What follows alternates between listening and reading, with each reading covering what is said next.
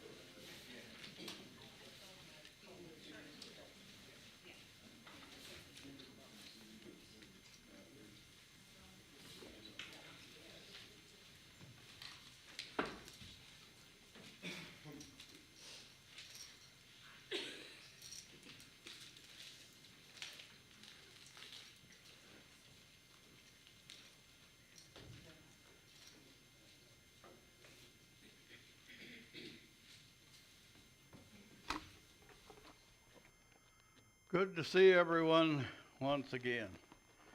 We, of course, missed last week. We canceled. Didn't need everybody out running around on roads like that. And if you have to go anywhere, be very, very careful, especially on the interstates and those things.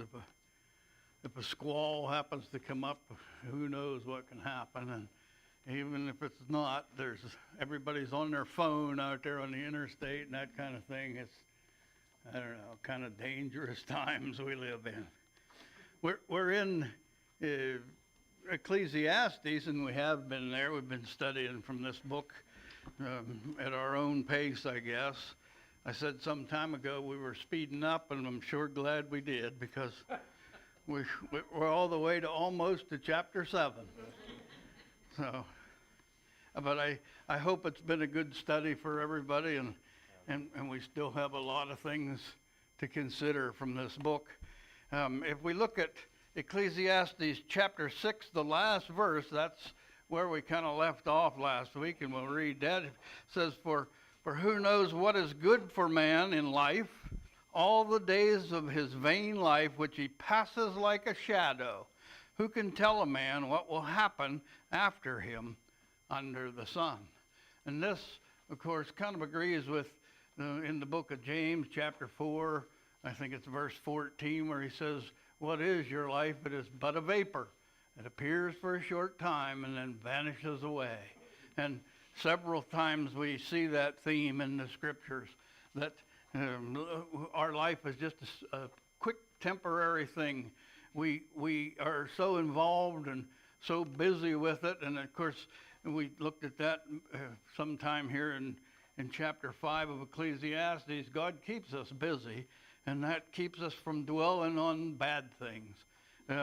This whole book has been about physical things and about physical life and about how vain those things are, how we value these things because we're involved in them, but they're not maybe as important as we think. And he dwells on physical things through the whole book because I think that God wants us to come to the conclusion that there's got to be better things than physical life. There's got to be better things than out here making a living and doing our things and providing for ourselves and our families, which is all good, but it's not everything. And I think that's basically the theme that we have here.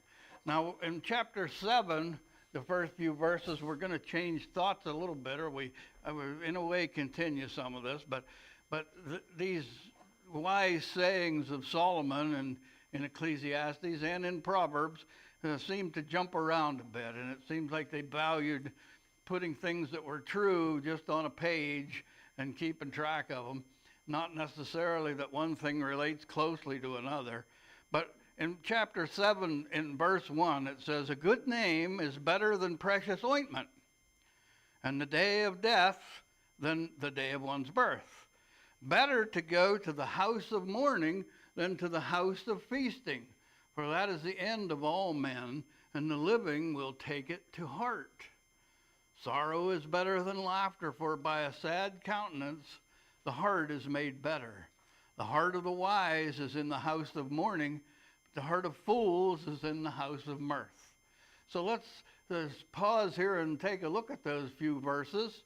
Better a good name than precious ointment. And what does he mean there? Well, having a good name, having a good reputation is what, and that's better than anything. In another place in Proverbs, he says, "A good name is rather to be chosen than great riches."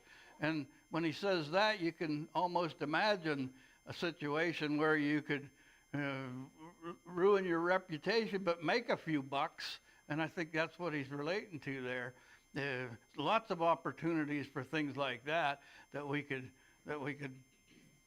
gain something for ourselves, some physical thing, and ruin our reputation. So this is what he's what I think he's relating to here when he says a good name is better than a precious ointment. Now, this precious part is the key word there. That ointment, remember, somebody came to Jesus with a alabaster box of precious ointment, and it would have been worth 3,000 pieces of silver, whatever it was. I didn't look that one up, but we remember that story. In these times, some of those things were trading at high prices. So he's talking about something here that came from afar and is rare and it's worth a lot, but a good name's worth more. What do you think? What are your thoughts here on a verse like that? My mom always told me when I was growing up, she said, "Don't do anything that will shame you or our family." Yeah. And I used to tell Gretchen, everybody knows you, Gretchen. Whatever you do, it reflects on the family, on the church, and we want to keep that reputation. And that's worth more than anything. But a reputation isn't something that's made out of tangible things. It's not made out of anything physical. A reputation is something to protect and something to keep track of and something to guard, but it's not a physical thing. So, Patty. I think that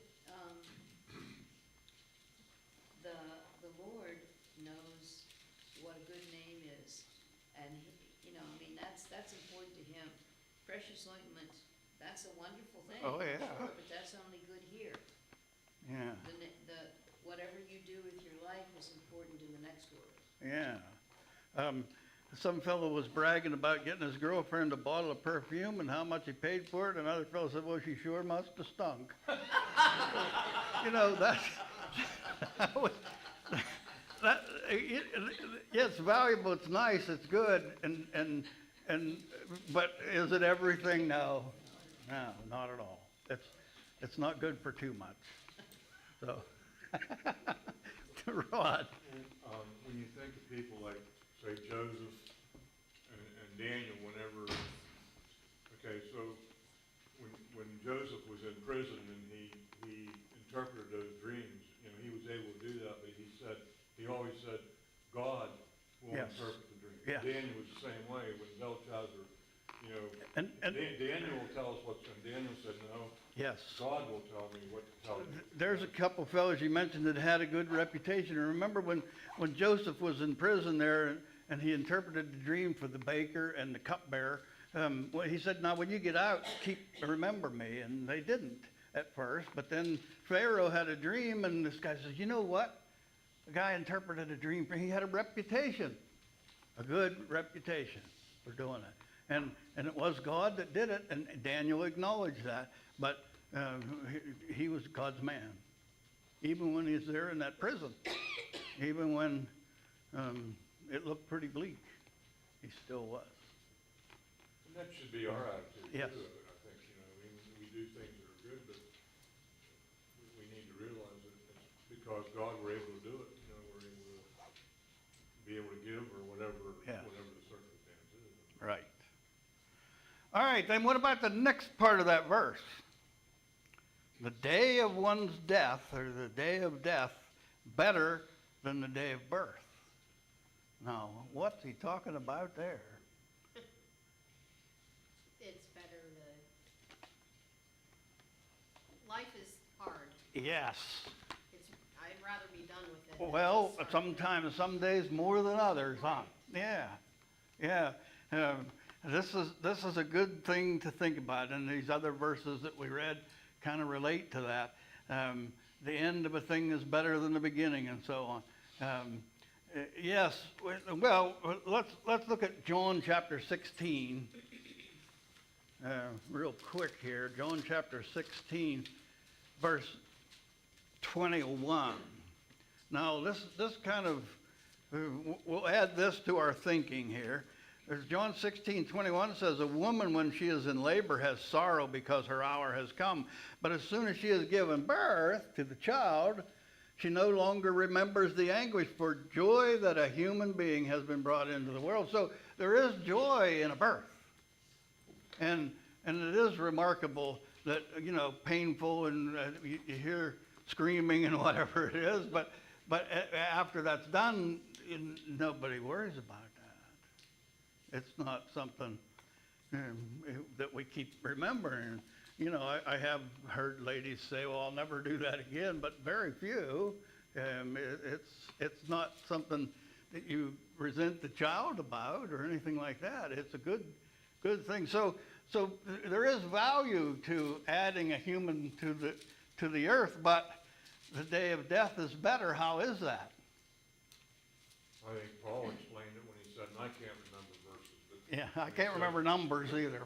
He said when it was better, you know, he would like to have gone and done with what he was doing and Yes. go be with the Lord. But the Lord had a plan for Work him for to him. teach more people. Yes. You know, he knew that heaven was the ultimate goal. The goal and what he was working toward, and the sooner the better as far as Right, that goes. But You know, while we're here, we'll do what our duty is. Yeah. Corey. I don't know if all of my research is complete, but I researched some on scripture like this and other scriptures about like birthdays and deaths. And back in this time, you know, thousands of years ago, they didn't really celebrate birthdays. Yeah, right. And especially in the New Testament, I believe the one birthday that we see that was celebrated resulted in a beheading of John. Yes. It resulted in bad. I'm not saying Yes. birthdays are bad. I'm just saying, you know, really, when birthdays started becoming celebrated from my research was after Yes. Scripture was already written. It's a pretty modern thing Yeah. to celebrate birthday. I think, And- the research I did said that Jesus was, whoever made up December 25th as Jesus' birthday. It was after that that everyone else started feeling they needed to have a birthday. I need, yeah, what about my birthday, Yeah. huh? Yeah, yeah, that's the, well, let's skip to verse 4 there and apply this. The heart of the wise is in the house of mourning, but the heart of fools is in the house of mirth. Your example of Herod in that situation is a pretty good one. He was having a birthday party, and that's the day John the Baptist got his head cut off. And that's because they were drinking and they were having mirth. Think of Belshazzar, when the handwriting was on the wall, that was a big party. And that very night, the Persians came and overthrew Babylon. And that was so think of this. If somebody goes to a funeral and becomes, or has an epiphany, has a life-changing idea that came from that. And somebody else goes to a big party, not many life-changing ideas. Some life-changing events can come from doing that. But something that makes you go in a better direction doesn't come from the house of mirth, from parties and revelries and things like that. But again, from the house of mourning, if there's a sad thing that happens or whatever, you pause and reflect. And I think that's what Solomon's trying to relate to. Lorraine. Well, it just brings me to mind, the older you get, obviously, we don't celebrate birthdays like we did when we were Yeah, younger. yeah. You know, there's a different feel for it now. Yeah. You know, there's more other things that's more important to you than having a big party for yourself. Yes. Being a part of a party, having people celebrate you, it doesn't mean anything Well, as you get older. you know, when we do it for kids, it's an effort to show them how valuable they are to us and that kind of thing. And we probably overdo it, like a lot of things. But yeah, the birthday parties and the house of mirth, it doesn't gain as much as something life-changing. Ken, did you have your hand waving there? No, I was scratching my cheek. Oh. But however, I just remember birthdays when I was a kid. It seemed like we celebrated a birthday like your 10th birthday was a big deal. Yeah, It seemed yeah, like. Okay, yeah. so if you're gonna have a birthday party, we didn't have birthday parties for every birthday. It was like the 10th, you know, and it seemed like I can only remember having one. Yeah, well, yeah. We turned 10 once, you know. But you do remember sometimes you went to somebody's funeral and that kind of, Absolutely. yeah, Yeah, yeah. So we think about things differently. You know, my grandma used to send us a card, and it would have, however many years old you were, it would have that many dimes taped into the card. Of course, we're going back a ways now because dimes aren't even something to think about anymore. But I think they were Mercury head dimes, and I probably still have a couple of them. So, but yeah, but that's the difference there. Something that will make up your mind to do better doesn't come from a big party necessarily, but often from something sad. But think about it though, like you were saying, with our kids, you know, and we do it, grandkids and stuff, we go all out and just either rent Chuck E. Cheese or Yeah. Pizza Hut or, you know, throw a big thing. But how much do we teach them about Well, God? I mean, you know, and as I said, it's to show them that you're appreciated and you're valuable and but I've always thought we should do that by the tasks that are given to the kids, and if they complete them in a good way, praise them for that. That'll mean more and be more valuable to them in their life than just saying, wow, you're a pretty thing and you're a husky young man or whatever it is, and what a good boy you are, what a good kid you are. No, do that because they did their, whatever it was, chores, whatever, and make it meaningful. And that makes them a valuable asset to the family, and they know that then. So sometimes we kind of get that wrong, like you're the king of this family, and it's not. You're just part of it, and here's your responsibility, and you're expected to do it, but we appreciate you doing it. And you're bringing the family further along as you do that, and we want you to know that. And I that's my philosophy. Go ahead. Tell me where I'm goofing up on. Yeah. It just reminded me of what Ron said about we just keep spending more on kids for their birthday. Yeah. My granddaughter I have a 2-year-old great-grandson who just turned 2 Yeah. in December. Well, they decided to rent a train. So they rented a train For a 2-year-old. for this 2-year-old. Yeah. I got pictures of it. to Yeah. prove it. And they rented a train, and so my son went down, and he came back and said, I don't know what you're gonna do next year, you're gonna send him into outer space. Yeah, how do you top that? Yeah. Well, you know, and the kids too, he might not remember much of this at all. It doesn't. Yeah. And so, yeah, we I don't know, we as a culture, I guess, need to get our thinking a little straighter on some of this. Patty? And Solomon is saying that your heart, he's saying that you're thinking. If you're Yes. thinking, your heart is involved more in things that are heavy, Yes. things that are deep. Yes. And the fool, his heart is on a train. Right. And so, from the word heart, you get the idea of the mind or the Yes. being or the soul of the person. And I'm speaking this morning in the lesson, so we're going to look at that a little more in that part of. But yeah, these are good ideas and good things for Solomon to bring up here. Sue? I'm gonna talk about the mourning thing a little bit. Okay. You know, that whenever somebody dies and you have a funeral and you go to the funeral, there's not just Christians there. Yeah. There's a lot of people that never been inside a church, Yeah. you know, and maybe when they come past that corpse laying there, they think a little bit maybe about God then.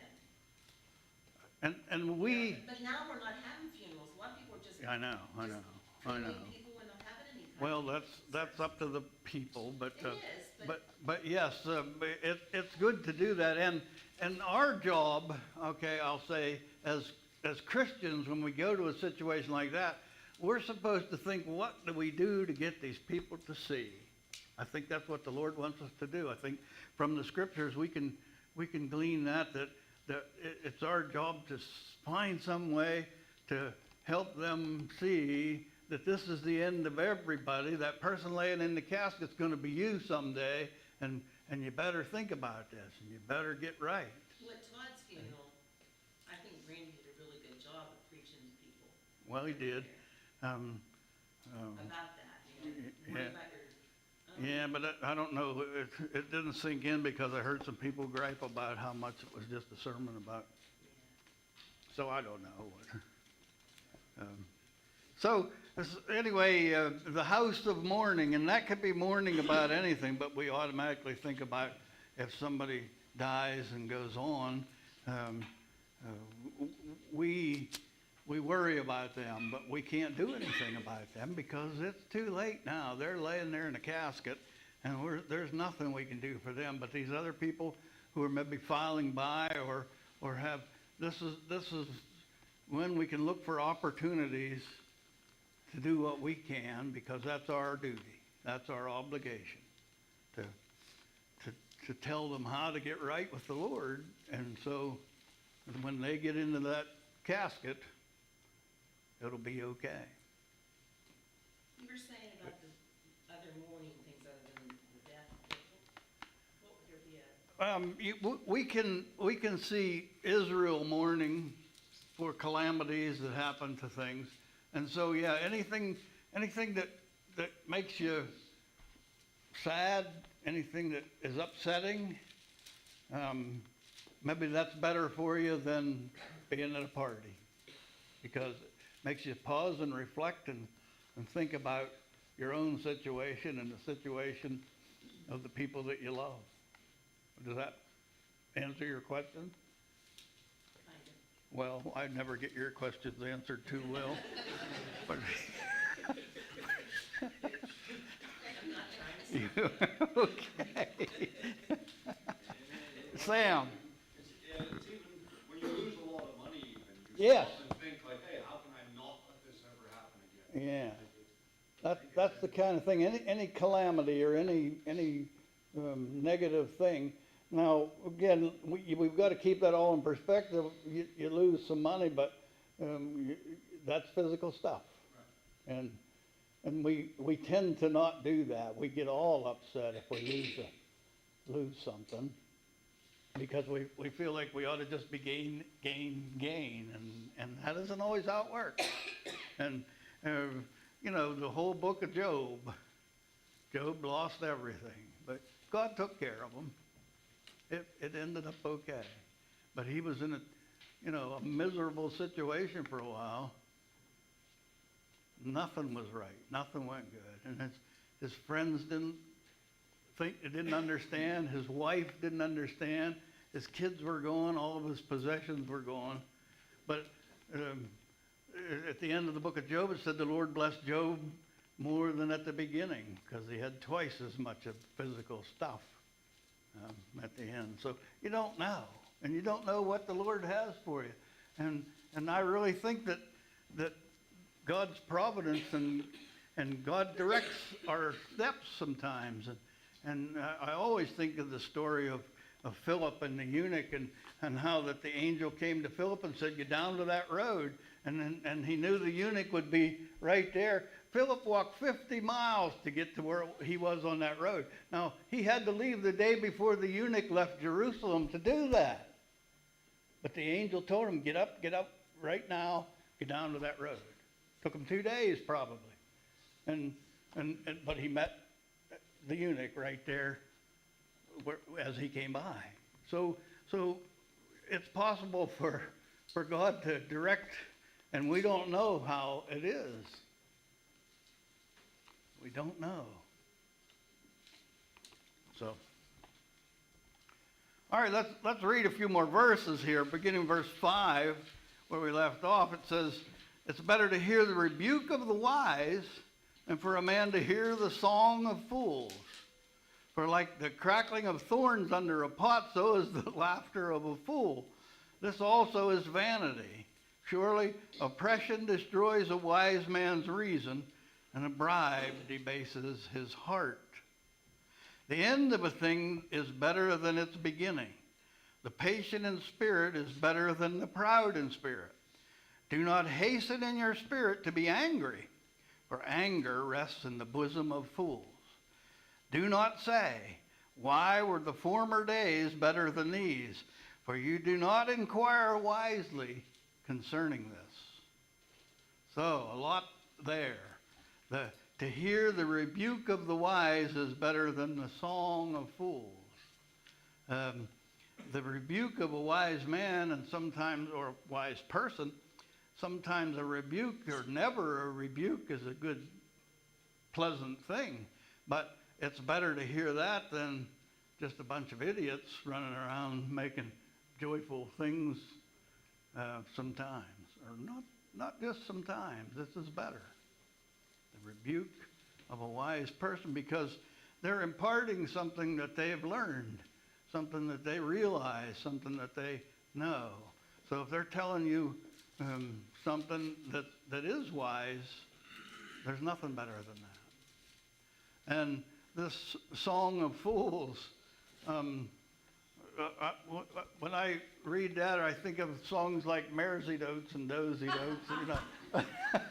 And that's those silly things, but we enjoy listening to that stuff. But it's not anything. It'd be better to hear somebody straighten us out than any of that. Thoughts?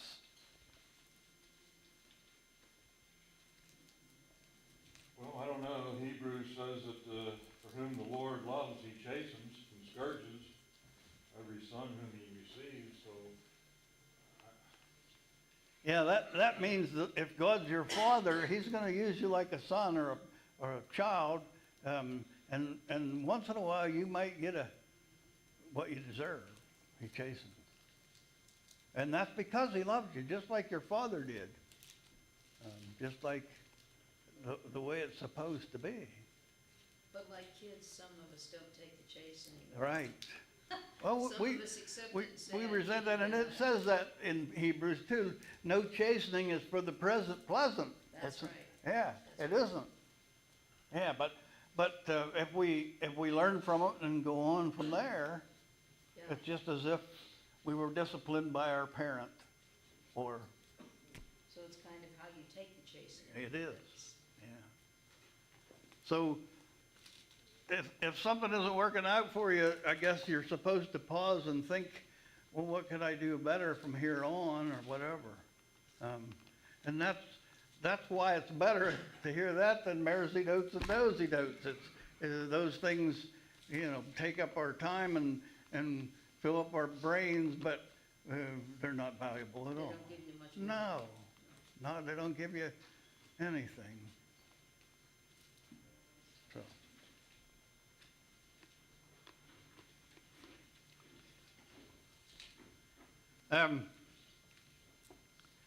The end of a thing in verse 8 is better than its beginning. So even whatever it is that we endeavor to do, the beginning of it, we're all anxious and we're ready to go do it, whatever it is. But the end of it is better because we know what we've done, or we've done wrong, or whatever it is, we know more about it. But where I want to finish up here today is in verse 10, where it says, "Do not say, why were the former days better than these? For you do not inquire wisely concerning this." This has been a memory verse of mine for, I guess, years. Think of this a lot. Why were the former days better than these? And we do that all the time. The good old days, and things were better. And what we should be doing is taking those things that were good and carrying them on to perfection, to completion, to the future. And we can't go back to any days. And I don't want anybody to be offended, but I thought of this verse many, many, many times as I see those red hats that say, "Make America Great Again." That's just saying, why were the former days better than these? And you're not being wise. Patty. I had a customer one time, she's gone now, but she was in her 90s, and everybody would talk about the good old days. Yeah. And she said, "I think they forgot about the horse poop on the streets. Yes. And the buckets that we carried in the house Yes. in case we had to go to the bathroom." And the water you carried from the spring. Right. Yeah, there was a lot of Remember things. that. She Yeah. said they weren't good old days, they were hard. We like to do those old things. Sue was going through the Mom's recipe box, and was a recipe from my grandma, and it was war cake. I don't know if you ever heard of it, but it's a raisin cake, and it takes no butter or milk or eggs, because you couldn't get that stuff back in the war, and that's why they call it war cake. And it's very, very good. And I remember Grandma making it. I don't know if Sue ever had it, but she made one. She's made a couple of them now, and it brings back a lot of memories, and that's good. And we'll give you the recipe if you want to try. But we like to think about those old things, and I do more than most people, I'm sure. But to go back and say it was better times then, no, we've got to start now and go forward. We can't go backward. Even if it was something better, you can't go back. You got to go forward. Let's bring those better things and move forward. Let's do that. And I think this is what Solomon's trying to get across. If you remember your grandparents, Yeah. I mean, I had grandparents a long time ago. They all sat around saying how the good old days were Yeah, better. they did. Yeah. I think it goes with age. Well, And I think that's why we're saying that. yeah. Your dad said the same thing. I catch myself saying a lot of things I used to hear old guys Your say. dad, your mom, everybody said the same thing. My mom and dad, it was better back then. Yeah, well, And now that we're this age, it's, that's what. it's probably natural to think that way. Natural, but Solomon says not wise. Well, I'm stuck on one thing. What's that? Is there any cake left? I ate the last piece for breakfast, but we will try that again. Now, Corey. When you read, verse 8 there. Yeah. It made me think of, 1 Peter, as we've been studying that. And in 1 Peter chapter 2, verse 20, it says, "For what credit is it if, when you are beaten for your faults, Yeah. you take it patiently? But when you do good and suffer, if you take it patiently, that is commendable before God." There you go. To this you were called, because Christ also suffered for us, leaving us as an example. To this you were called, he says, yes. To take it patiently, even if you're abused for no reason, or if you're innocent of any wrongdoing. Take it patiently if you're Ken. After 10, I think one of the things that we need to think about is in our former days, of course, we should be getting more mature as Christians. In other words, we should be getting better at being a Christian as the years go by. So the former days will be the days when we're really messing up. Yeah. We shouldn't be messing up as much in the later days. of our That's life. true. I think that's something we can take from that. That's a good point, yeah.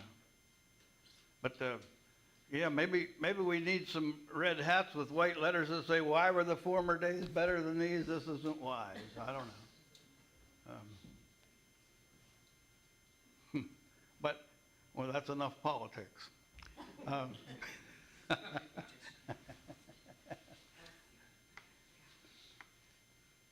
All right, we're going to stop there because that makes us a good place to start next week. But I thank you for your attention, your participation, your interest, and your Well, presence. you stop and think about it though, in the former days when discipline was something Yeah. that they did. I mean, today, nobody seems to be held responsible for doing, blaming on everything but what they should, Yeah. you know what I mean? Yeah, Because but if the you guy that broke into the market, stole all the money, Right. all over the place. That- What happened But, to him? but that can happen in any age I too. know that, but I'm just saying. And when you think about, well, let's get some discipline in here. In the former days, if you go back far enough, that's how we had slavery too. We disciplined them until they served us and that kind of thing. So, well, there's a whole balance of all this. But there has to be consequences, I guess, or something. I don't Yeah, know. something, yeah. Today, it just doesn't seem like, that somebody does But- stuff like that, they just get a slap on the wrist and that's it. But my point is, some of those slogans that are so general, there's no time in the past we can point to that say this was perfect. That's what we're going to do. It's not. That's not. So that's why it's not wise to do that. What we got to do is start from here and go forward, and Take good things with us. and take good things with us and get rid of bad things, and that's what it's all about. Yep. All right. Thank you for your presence.